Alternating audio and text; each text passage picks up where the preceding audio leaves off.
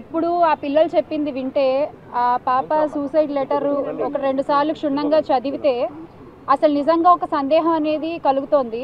ఇది నిజంగా ఆత్మహత్యాయత్నమా లేకపోతే హత్యాయత్నమా అని. ఎందుకంటే ఆ ఇంజెక్షన్ ఏదైతే అంజలి అనే అమ్మాయి తీసుకుందో అది సెల్ఫ్గా ఎవరు తీసుకోలేరు అనే విషయం భరత్ గారు చాలామంది డాక్టర్స్తో మాట్లాడుకుంటే ఆయనకు తెలిసిన విషయము. అండ్ అది నిజంగానే సెల్ఫ్గా తీసుకుంటే కాసేపటికి అది ప్యారలైజ్ అయిపోతుంది బాడీ అంతా. సో అది తీసుకోలేరట. మరి అలాంటిది 10 ml ఆ అమ్మాయి ఎలా తీసుకుంది, లేదా అమ్మాయికి ఎవరన్నా ఇంజెక్షన్ ఇచ్చారా? ఇలాంటి అనుమానాలు అయితే నాకు లైక్ ఆ ఫ్యామిలీతో మాట్లాడిన తర్వాత నాకు కలుగుతున్నాయి. అసలు ఈ విషయం మీద పూర్తిగా ఆ అమ్మాయిని పరామర్శించాలని, వాళ్ళ కుటుంబాన్ని పరామర్శించాలని ఇవాళ మా ఎమ్మెల్సీ గారు, రాష్ట్ర మహిళా అధికార అధ్యక్షులు వరద కళ్యాణి గారు కానీ, అలాగే మార్గాని భరత్ గారు కానీ, ఎక్స్ఎంపీ అండ్ ఇక్కడ ఇన్ఛార్జ్, సో వాళ్ళు ఇనిషియేటివ్ తీసుకుని నేను కానీ ఇక్కడికి రావడం జరిగింది. ఒకసారి ఆ తల్లిదండ్రుల మొహాలు చూడండి. 12 ఏళ్ల తర్వాత ఒక పాప పుడితే ఆ పాపకి ఇలా జరిగితే ఆ తల్లిదండ్రుల పరిస్థితి ఎలా ఉంటుంది? అసలు ఈ పెద్ద మనిషి ఆయన కళ్ళలో చూసి నేను మాట్లాడలేకపోతున్నాను నిజంగా.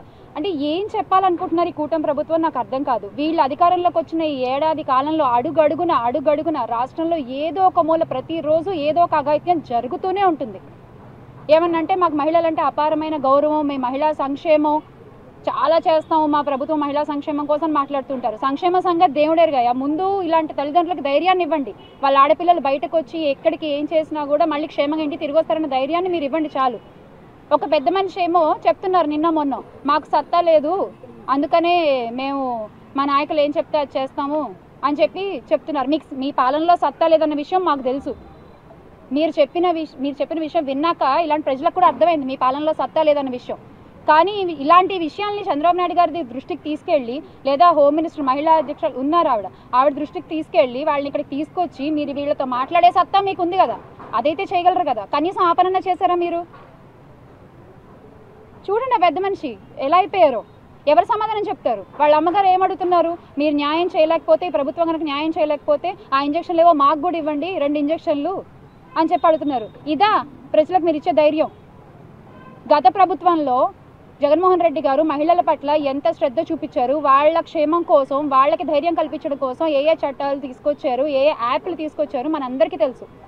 ఆయన రోడ్డు మీదకి వస్తే అరచేతిలో హారతలు ఇచ్చారు. ఈ రోజున మీరు రోడ్ల మీదకి వస్తే హాయి కూడా చెప్పరు ఎవరు.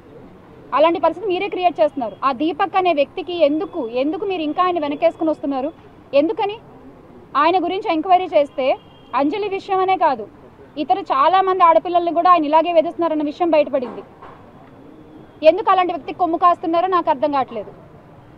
దయచేసి ఇప్పుడైనా సరే మీరు ఈ విషయాన్ని పట్టించుకుని ఈ తల్లిదండ్రులకి అండగా నిలబడతారని అనుకుంటున్నాము. అమ్మ, మేమైతే కళ్యాణి గారు చెప్పినట్టు, ఇందాక భరత్ గారు అన్నట్టు, వైఎస్ఆర్ కాంగ్రెస్ పార్టీ ఈ విషయంలో మీరు ఎలాంటి పోరాటాన్ని దిగినా మీకు అండగా నిలబడుతుందమ్మా. ఇది మాత్రం దయచేసి గుర్తుంచుకోండి. మీరు ధైర్యాన్ని కోల్పోవద్దు.